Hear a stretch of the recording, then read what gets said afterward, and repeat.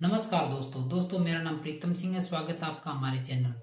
दोस्तों आज के वीडियो में हम लोग बात करेंगे आरआरबी ने जो अभी 35,000 वैकेंसियां निकाली है उनका ऑनलाइन फॉर्म भरते समय किन किन बातों का ध्यान रखें जिससे कि आपका फॉर्म रिजेक्ट न हो पाए, और इसके अलावा एग्जाम और टाइपिंग टेस्ट के बारे में भी बात करेंगे। तो इसलिए वीडियो को बिना स्किप करे अंत तक जरूर देखें। चलिए शुरू करते हैं।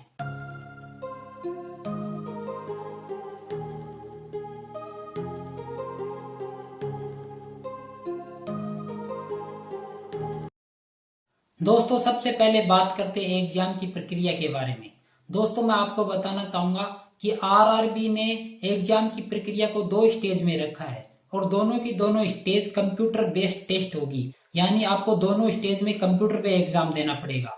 दोस्तों मैं आपको बताना चाहूंगा कि अगर आपने फर्स्ट स्टेज को क्लियर कर लिया है तो ही आप सेकंड स्टेज के लिए क्वालिफाई कर पाएंगे। दोस्तों अब बात करते हैं कि कौन कौन से प्रकार के क्वेश्चन आएंगे और कितना टाइम दिया जाएगा। दोस्तों सबसे पहले बात करते हैं फर्स्ट स्टेज के बारे में।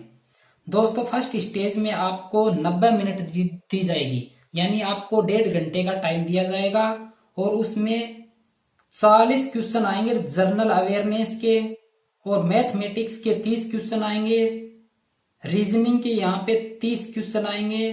टोटल क्वेश्चन यहाँ पे आपको मिलेंगे 100 और आपको यहाँ पे 90 मिनट दी जाएगी। दोस्तों अब बात करते हैं सेकंड स्टेज के बारे में। दोस्तों सेकंड स्टेज में भी आपको यहाँ पे 90 मिनट दी जाएगी और उसमें आपके जनरल अवेयरनेस के 50 क्वेश्चन आएंगे और मैथमेटिक्स के यहाँ पे 35 क्वेश्चन आएंगे और जनरल इंटेलिजेंस एंड रीजनिंग के यहाँ पे 35 क्वेश्चन आएंगे। टोटल नंबर ऑफ क्वेश्चन यहाँ पे है 120। दोस्तों अब बात करते हैं स्किल टेस्ट की। दोस्तों स्किल टेस्ट में आपसे कंप्यूटर पे टाइपिंग टेस्ट करवाया जाएगा। दोस्तों अगर आपको हिंदी में टाइपिंग करनी है तो आपको 25 वर्ड पर मिनट लिखने होंगे। अगर आपको इंग्लिश में टाइपिंग करनी है तो इसके लिए आपको 30 वर्ड पर मिनट लिखने होंगे। दोस्तों अब मैं आपको बताना चाहूंगा कि जो स्किल टेस्ट में आपको नंबर मिलेंगे वो आपकी मेरिट लिस्ट में इंक्लूड नहीं किए जाएंगे। दोस्तों अब बात करते हैं कि कौन कौन सी पोस्ट के लिए आपको टाइपिंग टेस्ट नहीं देना होगा। दोस्तों सबसे पहले आपको गुड्स गार्ड के लिए टाइपिंग टेस्ट नहीं देना होगा। उसके बाद सीनियर कॉमर्शियल कम टिकट क्लर्क के लिए भी आपको टाइपिंग टेस्ट नहीं देना होगा। दोस्तों उसके बाद ट्रेन क्लर्क की जो पोस्ट है उसके लिए भी आपको टाइपिंग टेस्ट नहीं देना होगा। दोस्तों उसके बाद कॉमर्शियल कम टिकट क्लर्क, इसके लिए भी आपको टाइपिंग टेस्ट नहीं देना होगा। दोस्तों इसके अलावा जितनी भी पोस्ट के लिए आपने अप्लाई किया है उनके लिए आपको टाइपिंग टेस्ट देना होगा।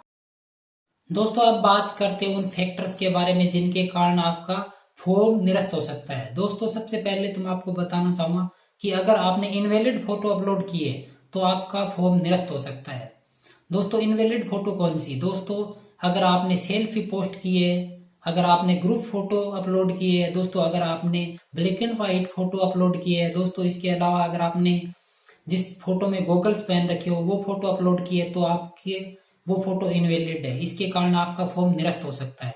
दोस्तों इसके अलावा अगर आपने सिग्नेचर में कोई गलती की है तो आपका फॉर्म निरस्त हो सकता है। दोस्तों सिग्नेचर आपको कैपिटल या ब्लॉक लेटर में ही करने होंगे। दोस्तों इसके अलावा अगर आपने 2 कैटेगरी से फॉर्म को अप्लाई किया तो भी आपका फॉर्म निरस्त हो सकता है। दोस्तों इसके अलावा अगर आपने नेम में या डेट ऑफ बर्थ में कोई गलती कर रखी है, अगर आपने फॉर्म को इनकम्प्लीट छोड़ रखा है तो भी आपका फॉर्म निरस्त हो सकता है। दोस्तों ऑनलाइन फॉर्म अप्लाई करने से लेके जब तक आपका चयन नहीं हो जाता तब तक आपको कुछ महत्वपूर्ण बातों का ध्यान रखना है। दोस्तों सबसे पहली बात तो ये है, जब आप ऑनलाइन फॉर्म अप्लाई करें उस समय आपको एक वैलिड ईमेल आईडी और एक वैलिड अपना खुद का मोबाइल नंबर उस समय आपको देना है, क्योंकि मैं आपको बताना चाहूंगा कि जब तक आपका चयन नहीं हो जाता तब तक जितने भी भर्ती से रिलेटेड नोटिफिकेशन है वो आपकी ईमेल आईडी पे या आपके मोबाइल नंबर पे आएंगे।